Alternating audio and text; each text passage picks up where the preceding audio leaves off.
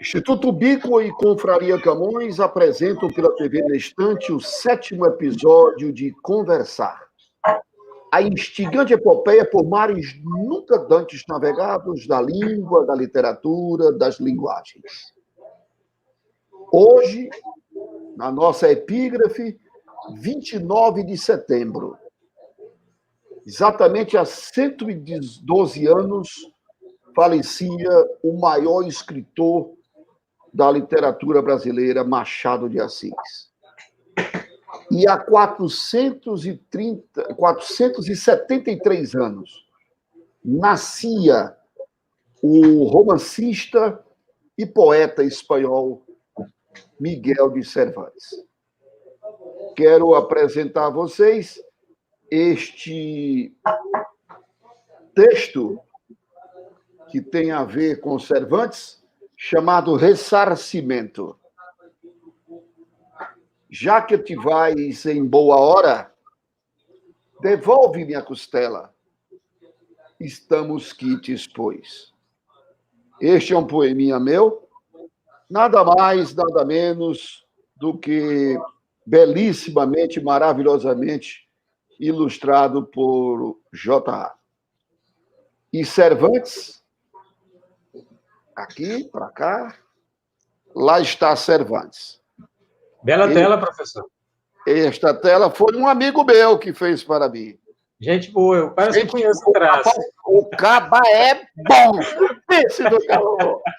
É uma tela belíssima representando Miguel de Cervantes, o meu escritor romancista predileto, cara que mudou a minha visão de leitura e está aqui representado, faz parte do meu acervo de autoria do nosso convidado de hoje.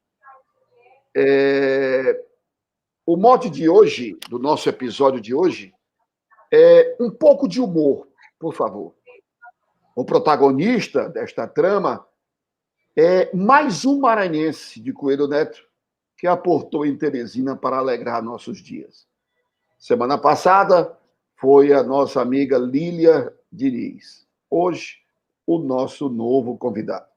É jornalista, ilustrador, artista plástico, designer gráfico, estilógrafo, graduado em Educação Artística pela Universidade Federal do Piauí, consagrado pelo mundo com mais de 160 salões de humor, prêmios em salões de humor do mundo, locais, nacionais e internacionais. Cartunista do jornal O Dia há 32 anos. Criador do Salão Mediplan de Humor, colaborou e continua colaborando com diversas revistas e jornais e projetos de vários lugares. Tem 4 livros publicados. Em 97, Humor Todo o Dia. Todo o dia, não é todo dia, né? Que há uma diferença enorme.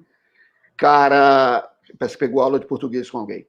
Cara e Coroa, em 2005. Em 2012, Traço e Riso. E agora, em 2020, as premiadas de J.A. Eu apenas narrarei esta trama, mas quem nos conduzirá ao clímax será o protagonista, José Antônio Costa, que nós conhecemos carinhosamente como J.A. Saudações camonianas, bem-vindo ao Conversar, meu irmão. E aí, professor, é um prazer participar desse seu programa aqui de entrevista. Eu que assisti o seu último programa com a Lília, que é uma excelente artista. Eu que já tinha um livro dela, comprei, olhando na livraria Entre Livros, e vi aquele livro tinha 3 coisas muito interessantes. Xilogravura, literatura de cordel e uma embalagem que eu nunca tinha visto. Meu Deus, que coisa interessante. Sem nem saber o nome da autora. Moça, quanto é esse aqui? É R$20. Porra, embrulho aí que eu vou levar. Nem precisa, porque não sei se quando tu compraste, ele estava dentro de quê? Além da caixinha de Buriti. Sim, da caixinha de Buriti, talo de Buriti. E dentro de quê a caixinha? A caixinha dentro de quê? Dentro dos talos de Buriti, professor. Não, mas essa caixinha estava dentro de quê? Ela vinha dentro de quê? Nada? Só tinha isso. Pois quando eu comprei, em 2006, quando ela esteve aqui no Salão do Livro, o embrulho daquilo ali tudo era um saco de papel de mercearia, aquele de comprar pão. Eu já tinha levado meu papel, professor. Vou E é uma honra, professor, participar de um programa. Pronto, é isso aí, apresentado por Vossa Excelência aí. E somos amigos há muito tempo, desde o Salipe ali no centro de convenções, naquela loucura. E estamos aqui para falar um pouco sobre humor, sobre caricatura, charge, né? E passar um pouco desse carinho, desse respeito, desse amor que eu tenho pelo desenho de humor nesses mais de 30 anos que eu risco papel. Jota, para que serve o humor? Professor, o humor ele serve para refrescar a alma, ele serve para levar reflexão à pessoa. Às vezes eu coloco uma charge no Face e a pessoa diz simplesmente, secamente, mas essa charge não é engraçada. Eu normalmente não respondo ao povo do Face que faz uma análise crítica do meu trabalho. Às vezes eu deixo que os meus amigos, as pessoas que realmente entendem um pouco de charge, respondem. E uma dessas, a pessoa diz, olha, a charge, ela não é necessariamente para ser engraçada. Às vezes ela é engraçada, às vezes ela leva uma reflexão, às vezes ela junta as duas coisas, mas ela para fazer uma análise crítica do prefeito, do governador, do presidente, de alguma coisa que esteja realmente incomodando o cidadão. Então, eu acho que é essa função da charge, do cartoon, do humor. Humor e piada reflexão. São a mesma coisa? O que, professor? Humor e piada é a mesma coisa? Eu acho que são bem próximos, professor, porque a piada é alguma coisa que você, muitas vezes, é repetitiva. Você ouve uma piada, tem piadas que a gente ouve há 20 anos, que só leva o riso, realmente. E o humor, eu acredito que é uma coisa refinada, é uma coisa que muitas vezes leva a pessoa a pensar.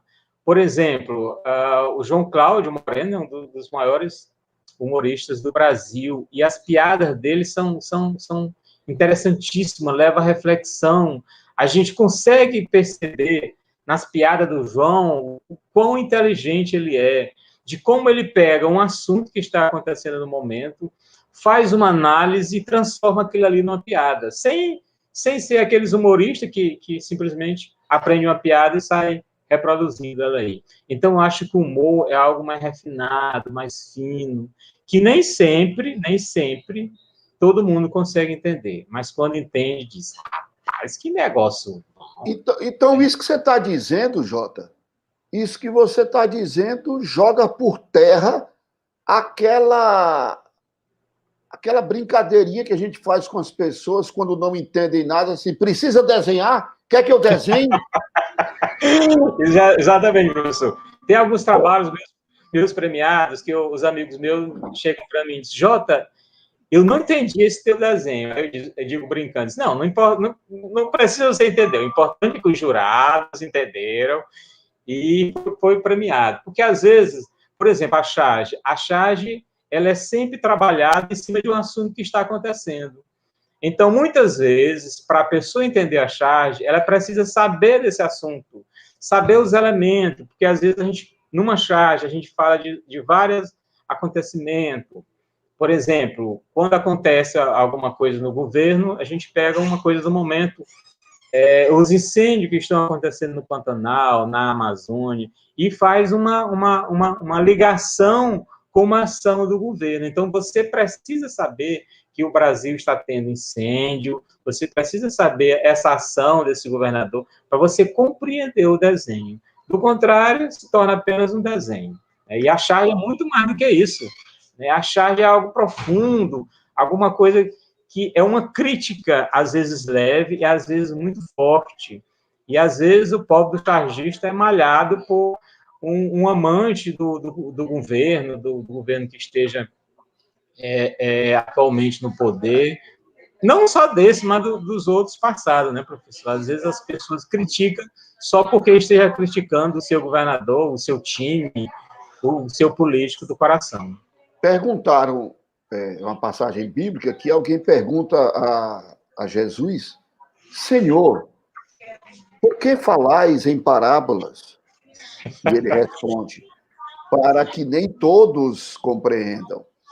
Aí eu pergunto a você: Jota, por que desenhos em charge? Precisa ter leitura. E aí exatamente isso, professor. Tem uma pergunta já sobre isso, e você me deu outro mote para outra pergunta lá mais na frente. Eu chego já aí. Eu quero te perguntar uma outra coisa. Neste livro seu, lançado agora em 2020, As Premiadas de J.A., você faz uma declaração na fala do Bernardo, que é um dos editores do livro. Você diz assim: eu tento fazer um desenho engraçado. Quando é que você vai conseguir fazer um engraçado se você não fez até agora com essa quantidade de prêmios que você tem? Caramba, você está passado na casca do alho. Mais de 160 prêmios locais, nacionais, internacionais. O mais premiado de todos os cartunistas do país. Quando é que você vai aprender a fazer essa coisa, rapaz? Professor, isso é um exercício diário. Eu sempre digo que o cartunista é alguém que está ligado 24 horas. Até quando ele está dormindo, ele é um cartunista. Por quê? Porque às vezes ele sonha numa coisa. Várias vezes eu estou dormindo, sonho numa coisa, aí levanto e vou desenhar essa história em quadrinho, esse cartoon, essa charge, para que no outro dia não esqueça. Às vezes, quando eu estou na missa, eu sempre estou com um papel no bolso, uma caneta próximo à mão. Às vezes o padre está falando lá, sua homilia, cita alguns personagens e diz: opa, isso dá um cartoon. Aí a minha mulher já sabe, coloca a mão no bolso, tira o papel e começa a desenhar. O padre lá falando e eu desenhando. Depois eu guardo, aí em casa eu vou refinar essa ideia, ver se é realmente isso que eu quero desenhar. Às vezes eu coloco um elemento a mais.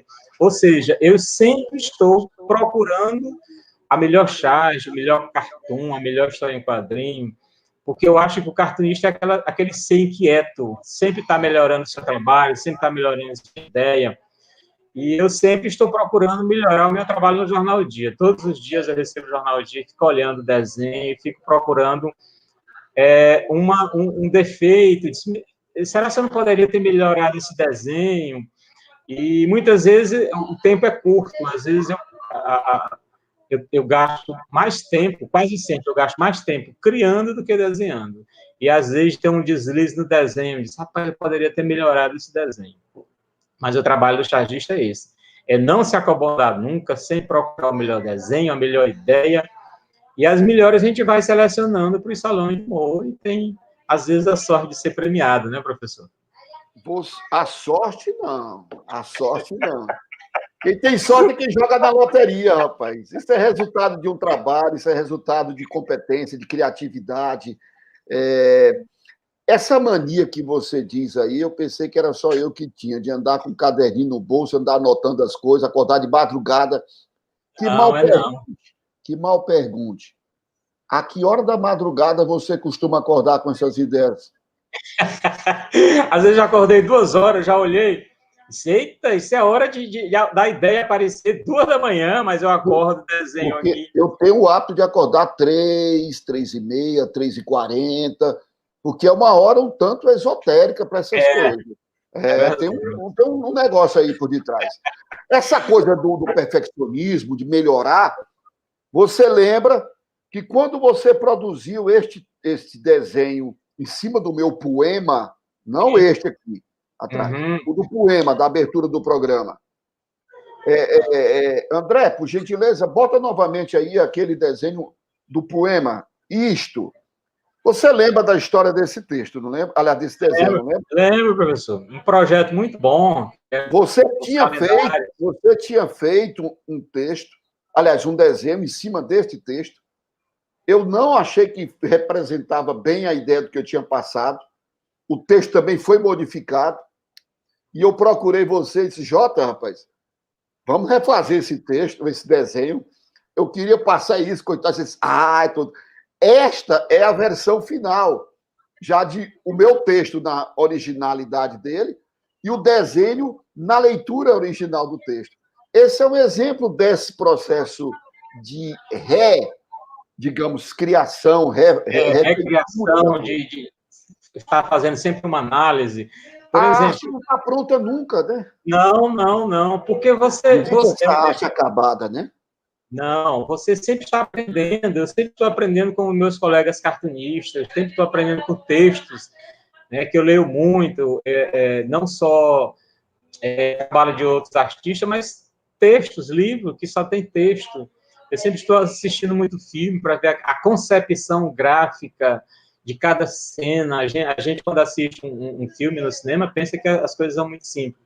Quando a gente vai ler sobre o filme, a gente vê o enquadramento, por que cada cena foi filmada desse jeito, de cima, de baixo. Então, o desenho, o cartoon, é muitas vezes assim, professor. Para fazer um desenho, muitas vezes eu faço 5, 7 esboços, até chegar ao desenho que eu quero. Não, esse aqui me satisfaz. E, às vezes, quando ele é publicado, eu ainda fico olhando, rapaz, eu podia ter feito de outro jeito. Então, é isso. O artista ele não deve se acomodar nunca. Porque esse processo não para, né? O artista não para, o processo criativo não para. Não. E não existe arte acabada. Não existe, não. O nosso querido Ogerreiro de Carvalho fez, se não me falha a memória, 30 edições do Rio Subterrâneo. E em cada edição ele mexia alguma coisinha, ele alterava alguma coisa. Qual é o diferencial e a interseção? O diferencial e a interseção de charge, cartoon, tirinha e HQ. A charge é um desenho político. Inflação, corrupção, prefeito, governador. O cartoon é algo que trabalha as emoções, os relacionamentos humanos. É chifre, é bebedeira. A charge sempre você vai identificar. É a queimada na Amazônia, é a corrupção de um político tal, né? Quer seja Lula, Bolsonaro, enfim. Você olha o desenho, você identifica. O cartoon não, é sempre uma piada gráfica. São aquelas piadas de ilha que você não identifica se é o Raimundo, se é o Chico, se é o Mané, se é o professor Nilson que esteja participando daquele desenho de humor. A tirinha, quase sempre, ela é trabalhada em 3 quadros. Primeiro é apresentado a situação, no segundo é desenvolvido, e no terceiro a gente chama de matamento da piada, digamos assim. Você fecha a piada, você mata a piada. E a história em quadrinho, que é a mais consumida, é também a mais famosa, digamos assim. É alguma coisa que você começa hoje, muitas vezes, assim como os mangás, que é o desenho de quadrinhos japonês, leva 20 anos o cara fazendo a mesma história, né?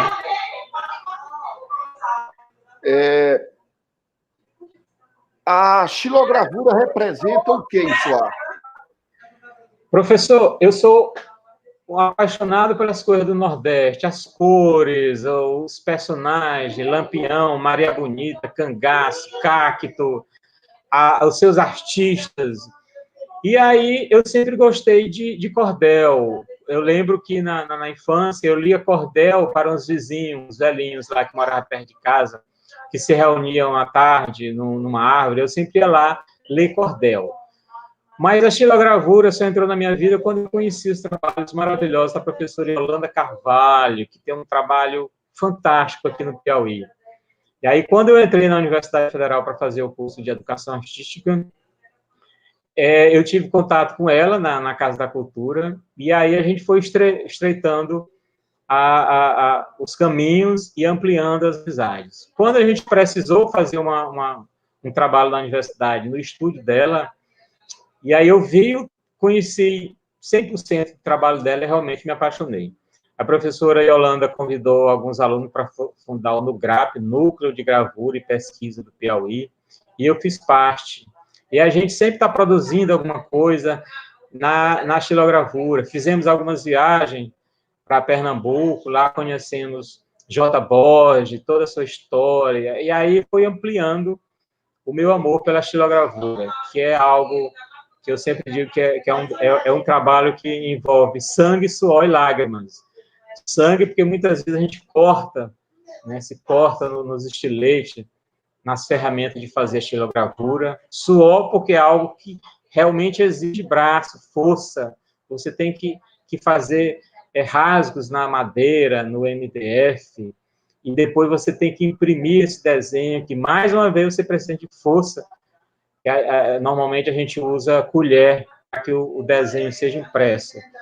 E lágrimas de alegria quando você vê aquele desenho impresso em suas mãos, e você pode ter realmente a obra que levou tanto tempo, tanto trabalho, tanto esforço para ser feita. Então, eu sou apaixonado pela xilogravura. E é alguma coisa, é algo nosso aqui. É isso que eu ia dizer, a autenticidade do processo de construção disso, que remonta ao processo de impressão lá do Gutenberg, sim, de uma forma mais artesanal, mais, certo, mão na massa, como sim, você acabou de dizer. Autêntico demais. Jota, eu vou voltar um pouquinho a uma resposta que você deu anteriormente para poder fazer a conexão. Eu não falei da hora para poder conectar agora. Uhum. Qual a relação que há entre o desenho, porque, como você disse, tem gente que pega um trabalho seu e vê aqui um desenho. Só que este desenho, ele precedeu a ele a informação, além da própria criatividade, né? Então, eu te pergunto, qual a relação entre o desenho e a leitura? Professor, o desenho... A leitura que eu falo não é a leitura do desenho, é a leitura que antecede ao desenho. Sim. Para você chegar a esse desenho. Eu sempre coloco que para você desenhar, você precisa ter um conteúdo, você precisa ter uma base. E essa base, ela é feita muitas vezes na vivência, na leitura, na observação, porque você não vai desenhar algo que você desconhece, você não vai produzir algo que você nunca ouviu falar. Por exemplo, para fazer a charge, eu preciso assistir todos os dias os telejornais para saber o que está acontecendo no Piauí, em Teresina, no Brasil e no mundo. Eu preciso acessar a internet para saber não só de um canal, eu assisto a TV Globo, Bandeirante, Record, eu leio o Jornal do Dia, eu ouço também programa de rádio. Então, procurando o maior número possível de informação sobre o desenho para minha charge. Às vezes tem um assunto muito interessante que exige uma charge, só que eu não consigo elaborar uma charge que seja interessante para os leitores do Jornal Dia. Então, eu procuro ver outros assuntos, um assunto que é tão importante quanto este que eu escolhi e não pode ser feito. Então, assim, a leitura, a base, ela é necessária para você criar. Você não pode criar do nada, a não ser que você já tenha uma ideia pré-estabelecida. É como se fosse um estalo da criação. Mas, para que haja esse estalo, é preciso você ter uma base antes, né? E aí você pode ir trabalhando isso até chegar ao produto final, que é uma charge, que é um desenho, que é uma pintura, né? Esse é o trabalho final. E muitas vezes ainda não é o final, né? Porque, por exemplo, tem pintura aqui que eu levo meses para fazer e coloco na minha sala e na hora do almoço eu fico olhando lá. eu acho que faltou uma pincelada ali, aí eu vou, mudo a tinta. Então, assim, esse final é entre aspas, professor. Há 32 anos, você cria tirinhas diárias do jornal O Dia. Você tem liberdade para abordar o que você quiser? Total liberdade ou há fatores limitantes? Não, eu tenho a liberdade para falar sobre o que eu quiser, professor. É por isso que o meu processo de fazer a charge ele inicia de manhã, na busca da informação, dos fatos mais interessantes. E aí depois eu remeto para o editor, e esse editor nunca tive problema em tirar uma charge minha. Né? Por causa de problemas políticos, então eu tenho essa... Porque nós sabemos que os nossos jornais, todos eles, têm uma ligação, têm uma certa, digamos, um certo partidarismo, mais ou menos, mas eles têm. Sim. E não é uma coisa absurda, porque todo mundo tem que ter um posicionamento. Tem que ter, são um grupo de comunicação, claro, né, que são ligados a e aí, de repente, você pega um tema político, um tema mais ligado à questão religiosa, e aí isso pode deixar o editor ou a cúpula do grupo milindrada. Não, professor, já saiu que não deve ter agradado muito ao dono da direção, o dono do jornal, a direção do jornal, mas eu nunca, como diz o povo, nunca foi chamado para conversar, disse, rapaz, por que isso aqui? Né? Já houve charge em que pediram para que eu tirasse, porque foi uma charge muito agressiva. Quando morreu aqui um promotor, que aí ele cometeu suicídio, e o povo estava falando que ele tinha se embebedado com a vodka, e aí havia cometido suicídio. E aí eu fiz uma charge que era as armas, eu coloquei algumas armas, que era o revólver, uma metralhadora e uma vodka, sem citar o promotor. E aí alguém da direção disse, olha, Jota, essa charge ela está muito inconveniente. E aí eu parei para pensar que realmente era um momento muito delicado para a família, do suicídio. Então eles me pediram para me retirar a charge. Eles não foram lá e tiraram. Não, essa aqui não pode. Eles me pediram para retirar a charge, eu retirei. Porque eu vi que aquele momento, aquela charge não tinha espaço, não cabia naquele momento, mesmo sem citar, mas as pessoas iam associar. A então, sensibilidade sua de se colocar no lugar do outro, da família. Exatamente. Eu sempre tento fazer uma análise crítica. Por exemplo, eu nunca fui processado, né? Por quê? Porque eu sempre faço essa análise. Eu nunca faço uma crítica à pessoa. O político tal, casado com a mulher tal, é desse jeito. Não. As minhas charges são uma análise crítica da ação.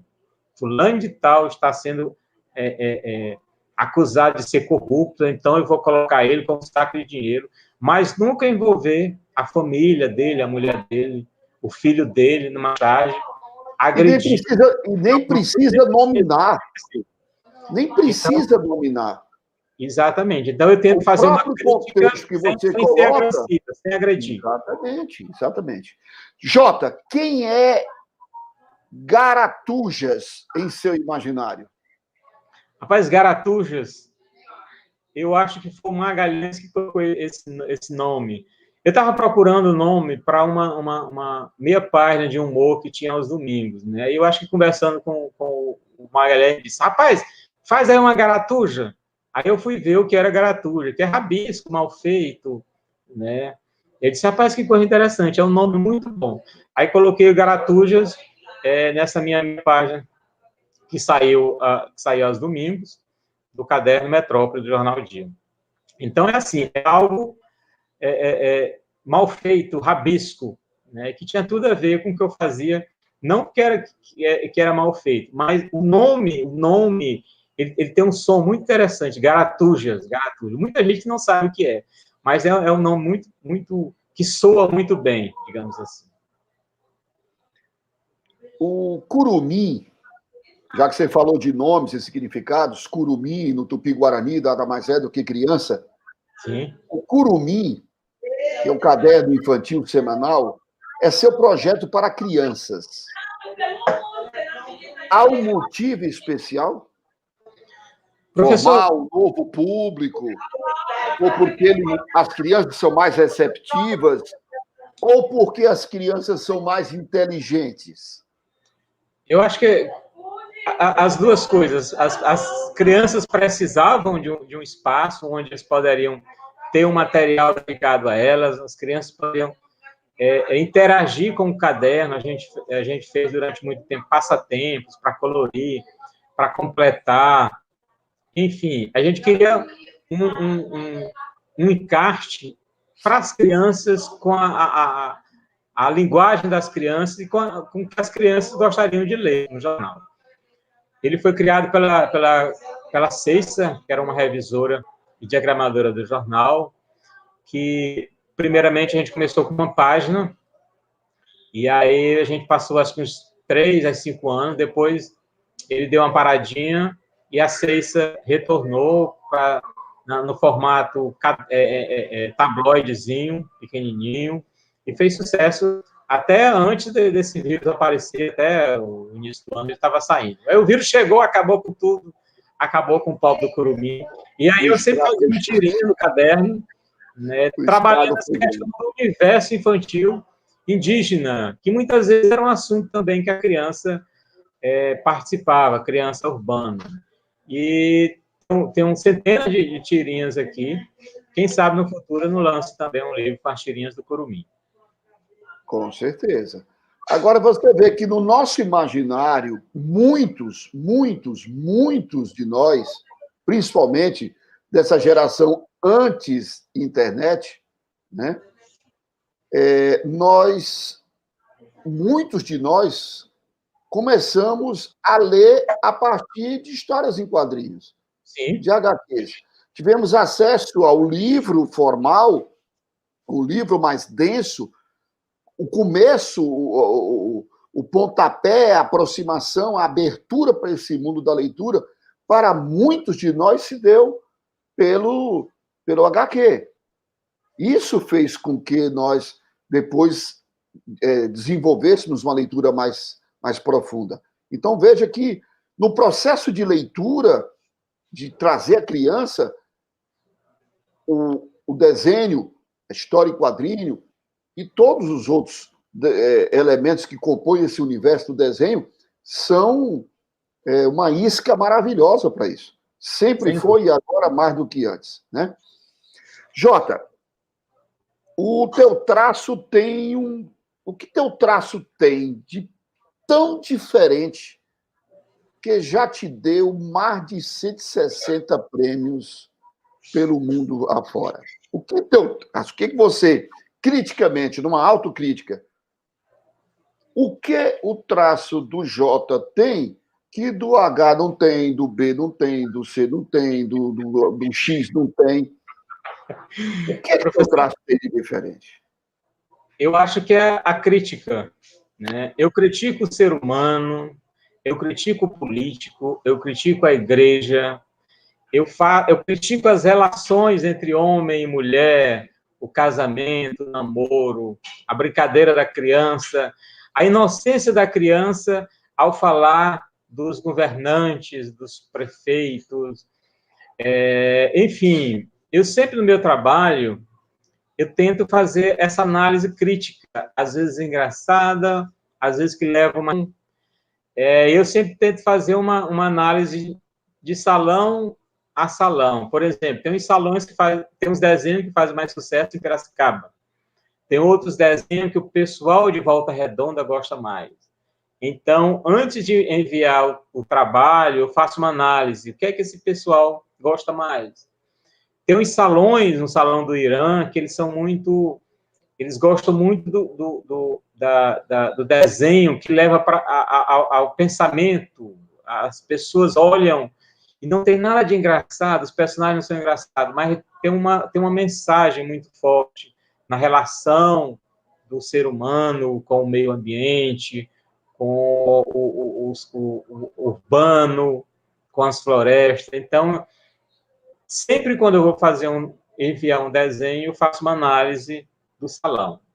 E sempre com essa pegada crítica, crítica, crítica. Criticar as nossas relações em relação aos nossos políticos, submissão ou não. Sempre procuro criticar as nossas instituições de justiça. Então, eu acho que isso está muito presente no meu desenho, essa análise crítica. Até nas histórias em quadrinhos. E eu sempre estou bebendo em novas fontes. Por exemplo, professor, tem um cartunista que eu sou fã, e eu tenho lido os livros dele, e relido também alguns ultimamente, que é o Quino, que é um cartunista argentino, criador da Mafalda, passou acho que 20 anos fazendo as tiras para a Mafalda. Um dia ele cansou, e aí começou a fazer cartoons, uns cartoons belíssimos, muitas vezes sem texto. E realmente é uma lição para quem quer virar cartunista ou gosta do cartoon, ler Quino. É uma das minhas leituras preferidas. E daqui a pouco, quando você me perguntar o que é que eu estou lendo, eu vou mostrar alguns livros do Quino, de como um cartunista deve ser, afiado. A gente fala muito da pena afiada do cartunista.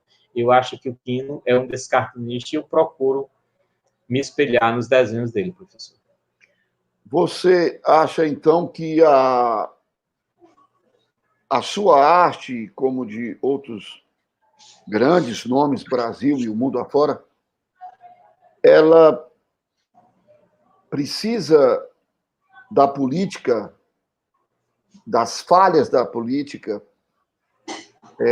gafes dos nossos políticos, absurdos, erros, para não dizer da roubalheira dos políticos, da incompetência dos políticos, para ter tema, para ter motivo para escrever? Não necessariamente, professor. Por exemplo, eu gosto muito de falar dos meus trabalhos, da questão do racismo, que há 30 anos eu faço desenho sobre racismo, criticando o racismo, e é impressionante como 30 anos depois a gente ainda vê notícias do racismo, a gente vê notícia sobre o desmatamento, sobre a queima do meio ambiente, sobre a destruição do meio ambiente quase que diariamente. Então, eu procuro, essas questões são produtos para os meus desenhos, para os meus cartoons.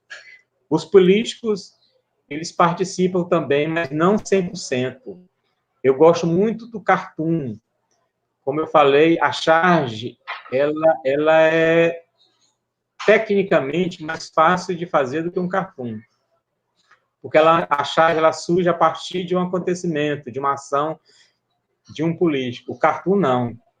O cartoon, muitas vezes, você só tem um caminhozinho muito ralo, que é a questão do racismo, mas é muito diluído. Você, quando vai fazer um cartoon, você não se atém ao assunto do momento, você se atém a toda uma história da humanidade em relação ao outro, por que esse outro está agredindo o outro pela cor, pela religião. Então, eu sempre estou procurando, hoje mesmo eu estava criando alguns desenhos, né? Só um parêntese aí. Há dias, professor, que eu passo o dia desenhando, e há dias que eu passo o dia com o papel e o lápis na mão, procurando trabalhar essa criação, né? E hoje foi um deles. Eu desenhei um pouquinho, mas a maior parte do tempo foi criando, porque muitas vezes o cartunista passa mais tempo pensando, né? Teve até um caso que o meu filho mais velho, Thiago, hoje tem 22 anos, eu estava na prancheta lá, a manhã quase toda lá, e aí alguém chegou perguntando, menino, cadê teu pai? Papai está ali na prancheta. Tá fazendo o quê? Não tá nada, não, só olhando. Não sai nada, né?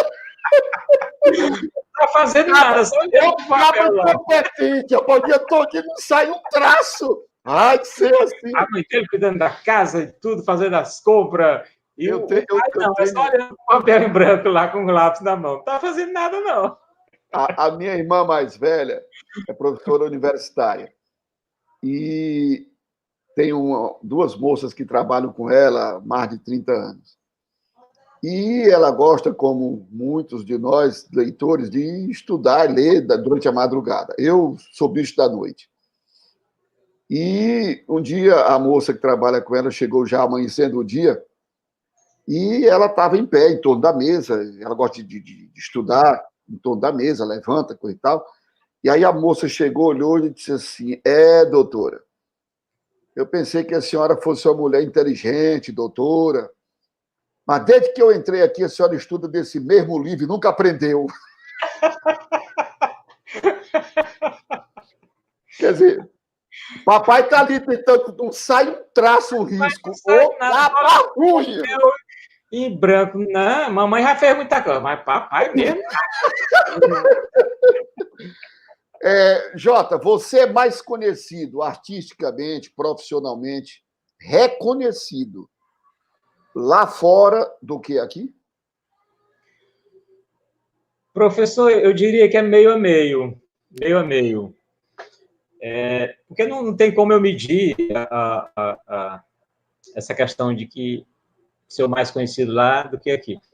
Mas eu gosto muito de sair, às vezes, quando eu vou no centro, e encontro umas pessoas que falam de mim sem me conhecer. Jota, eu gosto muito do seu trabalho, acompanho o seu trabalho, né? Eu gosto muito desse contato com as pessoas. Outros dizem, rapaz, eu colecionava tuas tirinhas. Aí eu sempre brinco, se parou por quê de colecionar minhas tirinhas? Então eu gosto muito. Hoje, graças à internet, você tem contato com pessoas que conhecem seu trabalho lá fora. Por exemplo, quando eu ganhei o meu primeiro salão em Piracicaba, eu fui receber o prêmio, eu fiquei maravilhado como os artistas me conheciam, e eu conhecia todos os artistas. Então, quando a gente se encontrava, mesmo a gente sem nunca ter se visto pessoalmente, mas existia aquele laço de amizade muito grande, porque eu já conhecia o trabalho do artista e o artista já me conhecia. Então, quando as pessoas chegavam, não me apresentavam, eles já chegavam gritando, Jota, cara, que legal ter você aqui. E eu já dizia, pô, que legal encontrar depois de anos e anos só lhe vendo através dos seus trabalhos. Então, é isso. Jota, isso te dói não ter esse reconhecimento desse formato, te dói você ser menos conhecido ou não ter isso aqui dentro da tua própria terra, da tua própria casa? Uma vez, professor, o João Cláudio me fez essa pergunta bem aí. Jota, você acha que as pessoas não me reconhecem o suficiente, não lhe dão esse reconhecimento suficiente? E eu disse que não, João, não. Porque eu amo tanto essa cidade, eu amo tanto essas pessoas, eu amo tanto o que eu faço, que se eu fizer alguma coisa que não tiver eco nas pessoas, nas autoridades, nos meus amigos, eu não vou me sentir inferior, eu não vou achar que o meu trabalho está sendo desvalorizado. Porque eu me satisfaço só em fazer, eu me satisfaço só em estar produzindo aqui em Teresina, no Piauí, sendo muitas vezes um representante do Estado, e se não houver esse reconhecimento, né, eu não me sinto inferiorizado, né, muito pelo contrário, eu tento fazer o meu trabalho para que as pessoas me conheçam mais, para que as pessoas reconheçam esse meu trabalho. Então, eu não me sinto, de forma nenhuma, mais triste ou menos triste quando não há esse reconhecimento aqui. Os desenhos rupestres, tanto de Sete Cidades como da Serra da Capivara, podemos considerá-los como uma forma precursores do cartoon, do humor das cavernas? Professor, antes de responder, eu lembrei de uma história muito interessante, que eu fui falar com a doutora Fernanda, do Mediplan, e aí eu cheguei só falando nessa questão do reconhecimento, né? Eu cheguei para a moça da recepção e disse, olha, eu queria falar com a doutora Fernanda. Aí disse, sim, como é seu nome? Aí eu disse, J.A. Aí ela, como J.A.? Aí, pois sente ali. Aí eu sentei, né? Aí depois a moça disse, olha, seu Jota, você pode entrar para a doutora Fernanda. Quando eu entrei na sala da doutora Fernanda, ela estava sorrindo. Disse, que foi, doutora Fernanda? Disse, rapaz, a moça me ligou e disse, olha, doutora Fernanda, tem um rapaz aqui querendo falar com a senhora. Aí a moça disse, sim, esse rapaz não tem nome, não. Olha, nome ele tem, mas ele só deu as iniciais, J.A. Bom demais! Já dá uma chave boa aí, né? Pois é, então nós sorrimos muito. Então, assim, há casos que a pessoa realmente conhece o trabalho, né, do cartunista, mas nós estamos aí na luta, aí, dia por dia, né, produzindo para que o trabalho chegue até as pessoas, né? Sim, professor, voltando à questão da pintura rupestre, né? O senhor havia me perguntado se é uma forma de arte também, né? Não, eu perguntei se os desenhos, os traços, as pinturas rupestres. Eu dei como exemplo, nós temos 2 parques belíssimos, que é Sete Cidades e o outro é Serra da Capivara. Se podemos considerá-los como um humor das cavernas, um precursor do que se faz hoje de uma maneira mais artística, mais consciente, mais profissional. Sem dúvida, professor, porque esses desenhos das cavernas mostravam a sociedade, o que eles faziam, um pouco da sua arte. É lendo esses desenhos, essas pinturas, que a gente tem uma noção de como era a vivência desses seres tão antigos, né? Eles pintavam nas cavernas. Hoje a gente deixa impresso em livros, em material cibernético, na internet, todos esses registros da sociedade, nossas artes, dos nossos escritores, dos nossos cantores, dos nossos artistas, né? Então, eu acho isso muito parecido. Cada sociedade, cada geração deixa isso registrado de alguma forma, né? Eu estava lembrando, né, que o Bernardo postou muito dos discos, né, dos LPs dele. E eu estava me lembrando que há, sei lá, 20 anos, 30 anos, as músicas chegavam para a gente através dos LPs, aqueles bolachões. Hoje não, hoje tem esses aplicativos de música, você entra... E demoravam, né? Pois e demoravam muito a chegar, né? Exatamente, tem acesso a milhares... Um disco, um livro, ele para chegar aqui demorava um jornal, uma revista, demorava semanas. Era muito complicado, levava muito tempo. Então, cada geração, cada época, deixa impresso as suas artes, né, em determinados elementos, determinadas formas. E a gente está evoluindo nisso, né? Daqui a pouco, com um aplicativo, você tem acesso a toda a arte do mundo, a toda música do mundo, a tudo registrado na sociedade até hoje, né? E a gente está chegando a esse patamar, professor, de guardar tudo em apenas um simples aplicativo. O grafite, digamos assim, o desenho de rua, ele contém humor, ele contém arte? Ele contém arte, professor. E a pichação é vandalismo ou é só um grito de resistência? Professor, eu participei de muitas discussões acerca disso. O que é arte, o que é pichação. Eu, na minha fala, coloquei de que é preciso a gente fazer uma análise do que é que a pessoa quis deixar nas paredes, nos muros da cidade. Às vezes, o artista quer deixar só uma mensagem. Às vezes, ele quer deixar uma verdadeira obra de arte. Tem um artista que eu estava vendo no Instagram, Rocha, que é do Maranhão, de São Luís, né? Ele faz um trabalho muito interessante. Ele pinta a casa das pessoas do bairro dele, deixando a sua marca. Então, quem quiser pesquisar depois, é só clicar aí no bom e velho Google, Rocha, São Luís, Maranhão, estilogravura, que você vai encontrar. O trabalho dele é belíssimo, é muito bom. E ele faz pintura em muros, faz estilogravura, sempre espalhando o estilo dele, né, por onde ele passa, quer seja no papel, quer seja nos muros. Então, eu acho que o trabalho dele é uma arte. Às vezes a gente passa e vê só uns rabiscos, e ali eu diria que é apenas um artista querendo deixar a sua mensagem.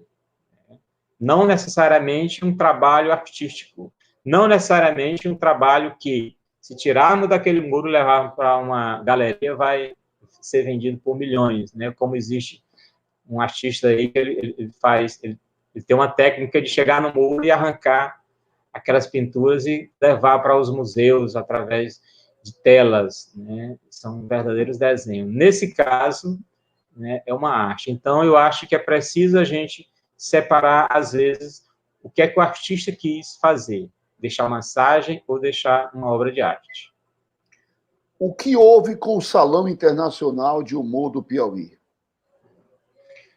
Professor, o Salão Internacional do Humor, ele morreu por 2 motivos, na minha humilde opinião. A última edição foi que ano? Foi 2013? Eu acho que foi 2013, eu não sei, professor, não lembro, eu sou ruim de data. Mas eu acho que acabou. Parece que foram 30 edições, é isso? 30 edições, né? O Albert Piauí, que foi das pessoas que criou o salão, projetou o salão e transformou ele num dos maiores eventos de humor do país, do Brasil, né? Mas eu acho que o Albert, ele centralizou muito as coisas na mão dele, né? Quando ele encontrava um governante que não ia com a cara dele, as verbas diminuíam. Então, eu acho que o salão acabou por 2 motivos. Primeiro, que o Albert não conseguiu fazer uma equipe dinâmica o suficiente para que mudou o governo, mas eles estejam lá com um projeto muito bom para que o salão continuasse. A outra coisa é a questão do governo. Professor, o senhor que já trabalhou no Salip, já participou, sabe que arrancar dinheiro do governo é muito difícil. Às vezes ele recebe sorrindo, mas a verba que é bom mesmo, o dinheiro, o famoso din-din, não sai. E aí eu acho que o salão de humor, todo ano era aquela mesma história. O salão acontecia em setembro, 2, 3 meses antes, o Albert ia para a imprensa dizer que ainda não tinha verba para o salão. E aí, em cima da hora, arranjava um dinheiro, e o salão, o dinheiro recebido, muitas vezes era utilizado para pagar o salão anterior. E era sempre nessas aventuras. Até que o Albert cansou, levou o salão para Parnaíba, deixou aqui a sede da Fundação Nacional de Humor, com os vigias, e eu não sei o que foi que houve. O que eu sei é que a imprensa mostrou que as pessoas entraram lá, levaram todos os desenhos. E aí, o que era uma história muito interessante, muito bonita do Salão de Humor do Piauí, isso acabou. Ficou apenas a história, porque até os desenhos desses 30 anos de salão foram levados por pessoas, alguns foram para o lixo, outros foram comprados por algumas pessoas e estão espalhados por aí. É uma pena. Eu sou cria... É a história dessa arte do Piauí. É um documento, é uma história. É uma história, professor. Não apenas de histórica do Brasil, mas de artistas também, né? Tem artistas que chegaram, deixaram seus trabalhos aqui e faleceram, e suas obras ficaram aqui, seus originais, que é algo muito precioso para o artista, os originais. E, infelizmente, o salão se acabou. Eu, que sou uma cria do salão, na abertura do salão, eu ia para ver os shows, no outro dia, eu ia para ver os trabalhos, conversar com os artistas. Fiquei muito triste, professor, quando o Salão de Humor do Piauí acabou. Mas você criou o Salão Medplan de Humor. Em que ele se difere do Salão Internacional de Humor do Piauí? Qual foi a proposta nova? Foi só a falência do do trabalho da Fundação do Humor do Piauí, o descaso de quem o dirigia, ou qual foi a tua proposta em criar o Salão Mediplan de Humor? Eu que já vivi o Salão de Humor do Piauí, toda a sua temática, das oficinas, dos shows. Quando o doutor Cerqueira me convidou para fazer um evento de Teresina, aí eu disse, estou indo algo que eu entenda de humor. Aí vamos fazer alguma coisa ligada ao humor. Faça um projeto e me traga. Para quem conhece o doutor Cerqueira, o negócio dele é assim, é papo. Vamos amanhã, traga o projeto e vamos fazer esse negócio. No outro dia, eu estava com um projeto debaixo do braço, mostrei para o doutor Siqueira. Ele disse, rapaz, eu gostei muito, vamos fazer. Nós fizemos o primeiro Salão Mediplan de Humor, que contou com 230 trabalhos, mais ou menos assim. Qual o diferencial do Salão de Humor Mediplan em relação ao Salão de Humor do Piauí? O catálogo, professor. Nós estamos na 12ª edição do Salão Mediplan de Humor, nós temos 11... Foi feito 11 salões, nós temos 11 catálogos. O Salão de Humor do Piauí, se eu não estou enganado, tem um catálogo. Depois eles fizeram um jornalzinho com os trabalhos vencedores. Se você pedir alguém para pesquisar o Salão de Humor do Piauí, ele vai ter uma dificuldade, porque não tem catálogo. Quem foi premiado em 86, 87? Não tem. Né? Se ele não encontrar isso em jornais, não tem um livro, não tem um catálogo, não tem nada. Então, quando eu me propus a criar o Salão de Humor Mediplan para o doutor Cerqueira, para o Mediplan, eu coloquei isso como um dos objetivos, fazer um catálogo contando registro, tem que ter um registro. Mostrando quem são os jurados, quem são os premiados, quem participou desse salão, e esse catálogo vai para todos os selecionados, para ter também esse registro. É um registro, isso é história. Essa foi uma luta que eu perdi no Salão do Livro, foi esse registro. Perdi, assim, não achei ressonância. Outra coisa, é o pagamento dos prêmios. A gente, no Salão Mediplan de Humor, a gente sempre brinca com os artistas assim, olha, quando a gente lhe ligar dizendo que você venceu o salão, você pode encomendar a pizza e a Coca-Cola, porque o dinheiro no outro dia está na conta. Entendeu? O Salão de Humor do Piauí, por ser gerido pelo governo, era muito complicado a gente receber o prêmio. Como isso é complicado. Tem toda a questão política, você sabe como é difícil, né, muitas vezes, a gente conseguir dinheiro dos governantes. E aí eu sempre batalhei para que no outro dia o artista já receba o prêmio. O que a gente mais custou, acho que foi 2, 3 dias, porque o artista era de fora, e tem toda essa questão bancária, enfim. Recebeu a ligação dizendo que foi premiado, o dinheiro... Está quase na conta. Para a sua conta. Né? Meu irmão, estamos quase... Sim. Então, a gente criou essas... A gente tentou fazer essas melhorias, digamos assim, em relação ao Salão de Humor do Piauí. Né? Nós estamos quase chegando ao nosso final e eu tenho ainda 2 perguntas muito, muito interessantes. Uma, de certa forma, você já respondeu parcialmente, mas eu vou fazer porque eu acho interessante tocar nesse assunto. E aí eu fecho com uma pergunta, e tem a pergunta magna que um amigo nosso mandou para você. Em 2015, o jornal francês Charles Hebdo fez uma caricatura do profeta islâmico Maomé. No ano passado, 2019, o grupo Porta dos Fundos também retratou um Jesus Cristo gay. Qual é o limite entre o humor e a agressão? Existe aquilo que não se pode falar? Existe... Ou tudo é tema de humor? Professor, eu acho que tudo tem limite. Inclusive a vida, né? Os chargistas, eles pagaram com a vida, né? Se você pegar o jornal Charlie Hebdo, ele tem lá como título um jornal feito por cartunistas, artistas irresponsáveis. Os chargistas do Charlie Hebdo, eles faziam a chacota com todos de uma forma irresponsável, né?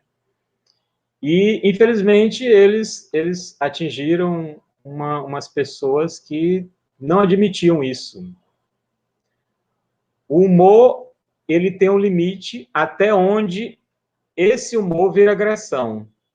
Eu posso fazer uma piada com uma pessoa que é homossexual? Posso. Mas se essa piada for uma agressão a essa pessoa, ele bateu no meu limite. Eu não faço mais. Então, eu acho que o artista ele tem que ter essa ideia na cabeça na hora de fazer os seus trabalhos, sua música. Você pode ridicularizar um governante, que você não pode ridicularizar é um religioso pela sua opção religiosa, simplesmente. Você pode criticar alguém que foi acusado de corrupção. O que você não pode ridicularizar é a família dessa pessoa, se por acaso na família dele tiver uma pessoa deficiente, por exemplo. Você utilizar esse elemento para atacar essa pessoa. Então, o humor tem limite, sim. Assim como tudo que nasce e cresce tem limite, professor. Então, esse teria sido o motivo também, Jota, daquele programa CQC que havia, não sei se era na Band ou era na Record. Era na Band, né? Que também acabou, também teria sido isso, essa falta de limitação de certas coisas? Não, professor, eu acho que no caso do CQC é porque ele falava dos governantes e como a gente colocou no início, toda rede de comunicação, ela tem os seus interesses, tem as suas ligações, e eu acho que eles ultrapassaram não o limite da agressão, mas o limite que os políticos se sentiram agredidos e aí deve ter entrado em contato com a direção e disse, olha, nós precisamos acabar com esse pessoal, que era um programa que eu assistia quase todas as semanas. Sim, mas houve também por parte deles, além da questão política, houve por parte deles alguns, digamos assim, não são temas, são formas de abordar esses temas de maneira muito agressiva. Né? Teve um que falou sobre o feto de uma cantora aqui. Era então, isso que eu queria citar o caso, mas naquele momento, o Rafinha, que era um dos participantes do CQC, ele ultrapassou esse limite. Ao invés de humor, ele partiu para agressão, né? Que aí a pessoa entrou na justiça e foi uma confusão muito grande. Então, quando você ultrapassa esse limite, professor, boa coisa não vai acontecer, não. O bom senso sempre faz bem, né? Em tudo, né? Em tudo. Eu vou fazer minha última pergunta de forma geral, depois vem a pergunta do nosso amigo. Ultimamente, o uso de tirinhas em provas, tanto faz provas escolares, no Enem, o ENAD, que é para avaliação de cursos, finalização de cursos superiores, concursos públicos, o uso de tirinha tem sido uma constante. Você vê aí digamos, uma valorização desse trabalho, ou você acha que uma coisa não pode estar misturada com a outra aí? Não, existe uma valorização muito grande, professor. Eu, por exemplo, quase todos os meses eu recebo contato de editoras pedindo autorização para publicar os meus desenhos em livros, né? E eu fico muito feliz com isso. É uma valorização do artista, né? Ter o seu desenho publicado em livros. Hoje, o que reina ainda é o Maurício de Souza, né? As tirinhas do Maurício de Souza. E é muito bom porque a criança já começa, desde os primeiros ensinamentos na escola, a conviver com a tirinha, com a charge, a discutir, a ver qual a importância dessa análise crítica do artista na sociedade, na sociedade, enfim. Eu creio que isso é uma valorização muito grande do artista, professor. Tomara que mais espaços possam pedir essas tirinhas, essas charges, para ser publicado em livros, provas. Né? principalmente porque ela tem sempre essa pitada crítica, reflexiva, e isso é importantíssimo, né? Nós vamos à nossa pergunta magna. André, por favor. Boa noite, salve todos, salve o professor Nilson, o grande artista J.A. A minha pergunta para o artista J.A. é com relação ao seu processo de criação. Gostaria muito de saber se o artista, quando cria, a propósito de publicar em jornal diário, por exemplo, ele procura atender uma dessas três, ou as três, ou nenhuma dessas variáveis. Fazer ficar engraçado o seu trabalho, atender a uma crítica que você precisa fazer sobre determinado assunto que está no momento em voga, ou se você faz para lhe agradar esteticamente. Então, às vezes, quando eu crio alguma coisa, eu me deparo com esse pequeno problema. Às vezes eu tenho uma orientação para criar um trabalho que até foge da minha estética ou foge também da minha vontade de provocar o riso, já que a gente trabalha com desenho de humor, não é? Então, parabéns ao grande artista maranhense, piauiense, J.A., ao professor Nilson por essa iniciativa, e eu fiquei muito feliz pelo convite. Gostaria de manter mais contatos a esse respeito, sobre quadrinhos, literatura, produção de desenhos, ilustração de livros e esses assuntos em geral. Obrigado.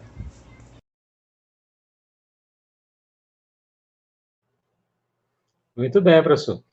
A gente já discutiu isso, mas é muito interessante falar sobre eles agora. Às vezes, numa charge, eu procuro algo engraçado.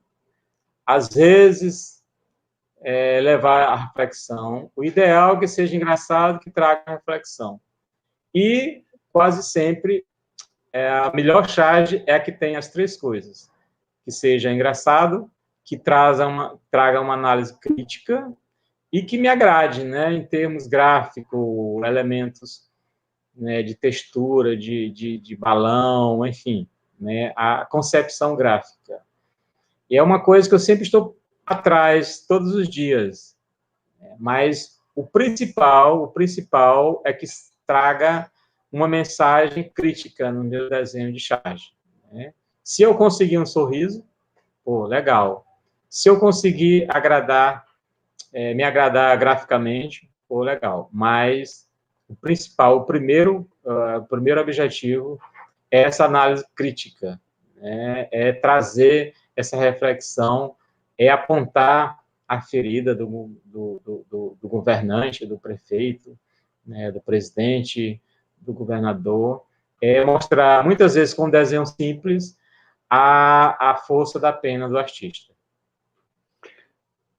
Nós temos espaço para uma pergunta, que eu chamo uma pergunta prêmio, que é feita por um de nossos amigos que nos acompanham pelo YouTube. Mas aqui só tem elogios, né? O professor Corsino, que sempre está conosco... Vou pedir para minha sogra entrar aí e falar alguma coisa.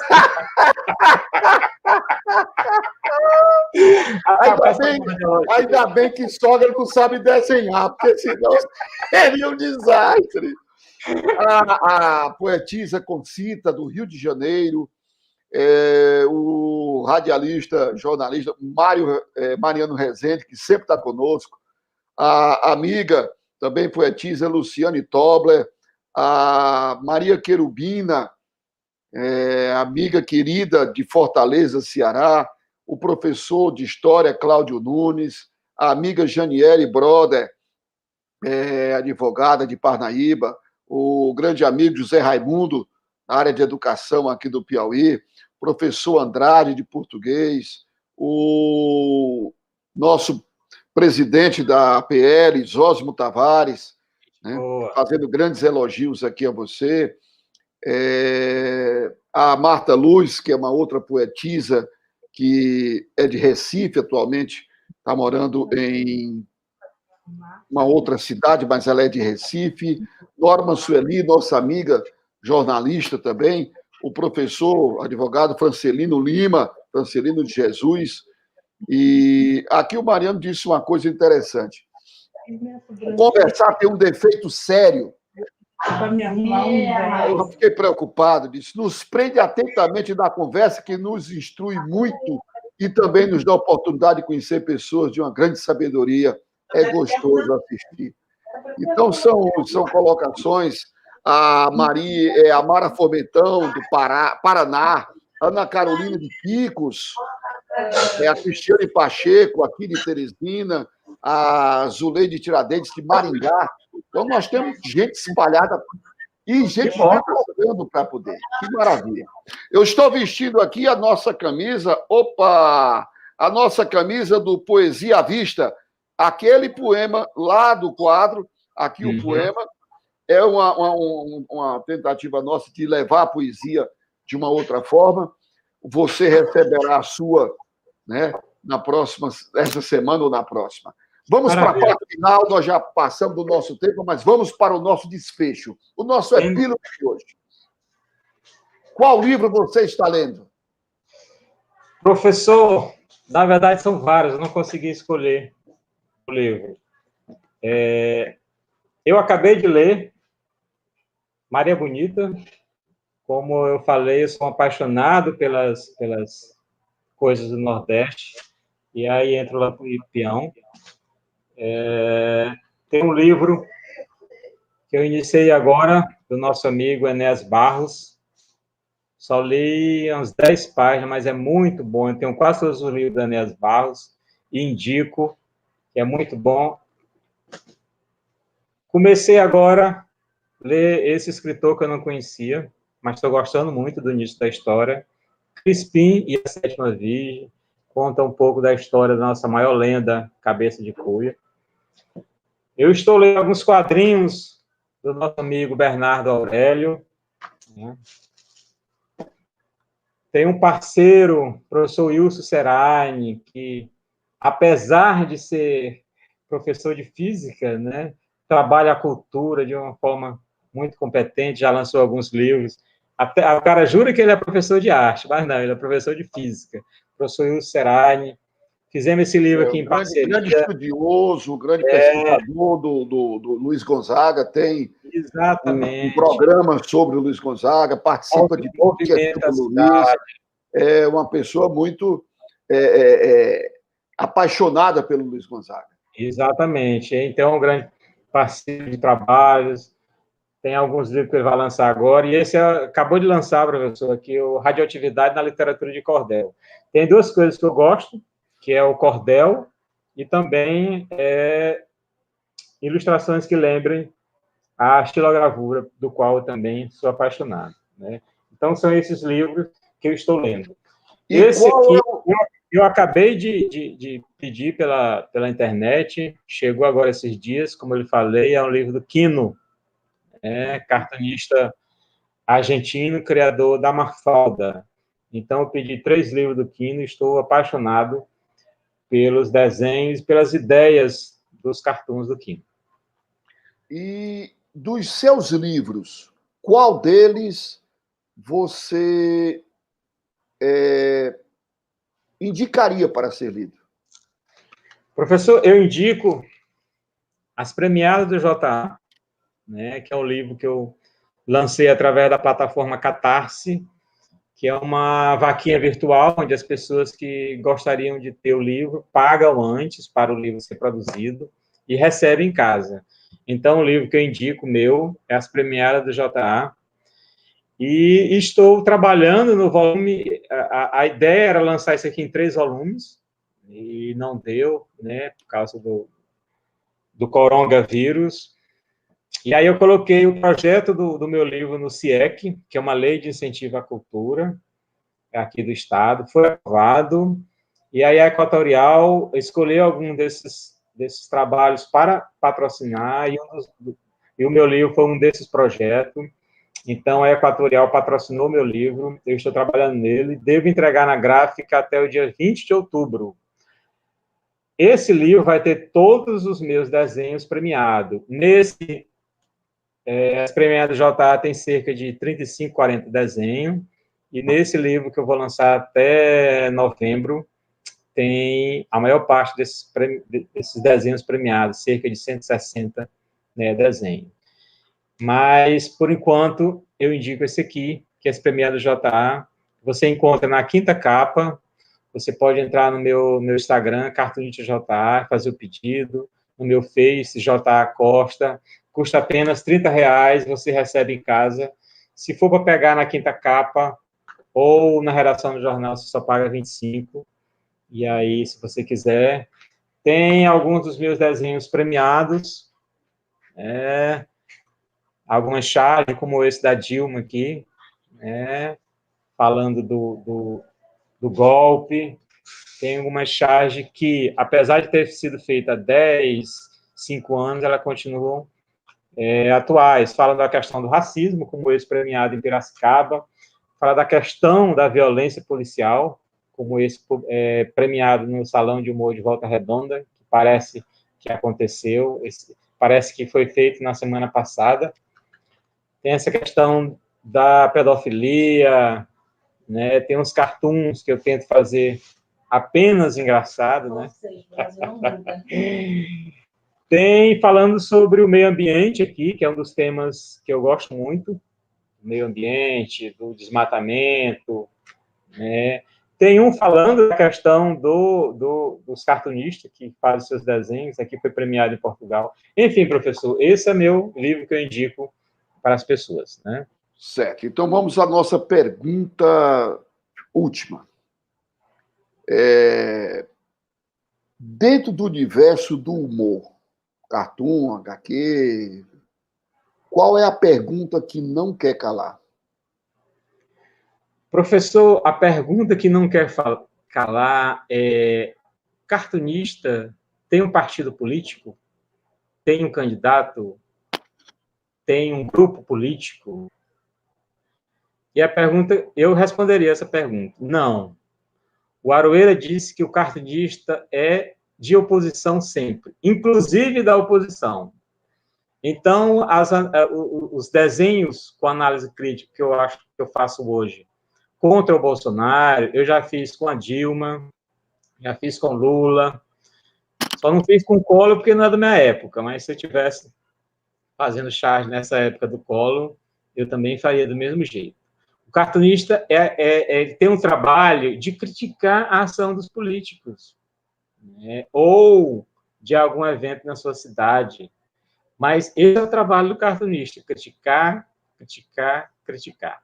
E aí, para fazer essa análise crítica, ele não pode estar preso a eu sou filiado ao partido tal. Eu acho que cartunista não deve se filiar a partido nenhum, porque ele critica os políticos que estejam no poder. E, às vezes, pode chegar ao poder um político que é do partido dele. E aí, como é que ele vai fazer? Né? Então, é isso. O papel do cartunista é criticar e não estar preso a nenhum político, a nenhum partido. Bom, chegamos praticamente ao final. Vamos encerrar nosso programa. Você tem o direito a recitar um poema, um texto seu de preferência. Se eu pudesse, Amalaia, como não for. Professor, vou recitar, não. Vou falar aqui sobre um texto que eu fiz para um concurso de microcontos no Salão de Humor de Piracicaba. Existe um concurso de desenho, né, que é do Salão de Humor de Piracicaba, e um concurso de microcontos. E aí, esse ano, eu participei com esse texto aqui. Para evitar o coronavírus, ouviu recomendações médicas para evitar aglomerações. Coitado dele, sofria de múltiplas personalidades. Belíssimo, mestre. Nós estamos praticamente extrapolando o nosso tempo, nós já estamos digamos assim, já no nosso limite do limite do limite. Mas eu não posso terminar hoje sem o meu texto para os nossos amigos que estão nos acompanhando, que sempre cobram. E eu tenho um texto meu de hoje que se chama Encomenda. Quem te mandou? Teria sido Deus para me agradar? Presente divino? Ou o diabo para me aperrear? Presente de grego? Meu caro, o nosso programa está chegando ao fim. E, como eu disse, este é o único programa em que o convidado tem que, no lugar de ganhar, receber, ele tem que pagar para poder fazer o programa. Então, nós fazemos uma arrecadação de livros para doar uma biblioteca comunitária. Aqui é dando que se recebe. Então, J.A., o que você trouxe hoje para esta biblioteca? Professor, eu vou entregar o meu livro para essa biblioteca, para que fique lá como registro dos meus trabalhos. Eu que acredito muito no livro, né, nos catálogos. Eu sou cartunista hoje muito. Há uma revista que eu encontrei jogada na parada de ônibus, chamada Chiclete com Banana. Então, eu gosto muito de fazer livros, distribuir livros, e será uma honra para mim esse livro chegar às pessoas da sua biblioteca comunitária, professor. Então, vou doar o meu livro aqui. Beleza. E já deixo o próximo livro a ser doado também, professor. Tá ótimo, então. Então, olha só, somos gratos por ter aceitado compartilhar conosco essa sua grande bagagem, como nos enriqueceu. Aqui os comentários são fantásticos, elogios de ponta a ponta, gente de fora que não conhecia você e gente da terra que gosta muito de você e reconhece a sua importância para a cultura do nosso estado. Agradecemos a todos que nos acompanharam. Até o seu nome já foi lançado para a Academia Piauiense de Letras pelo Luiz Carlos, e assim vai. O próximo episódio... Luiz Carlos, o professor está aí, Luiz Carlos. Convide o professor Nilson, rapaz. Ele já te lançou. O nosso próximo episódio, quem será o protagonista de nossa trama será o doutor José Eduardo de Siqueira, de Londrina, Paraná, com o mote Bioética e Humanização da Medicina. Vocês vão se surpreender com a fala dessa figura fantástica. Eu não vou dizer mais nada, que é para deixar aí a aguinha na boca. Esperamos vocês na próxima terça. Vale-te!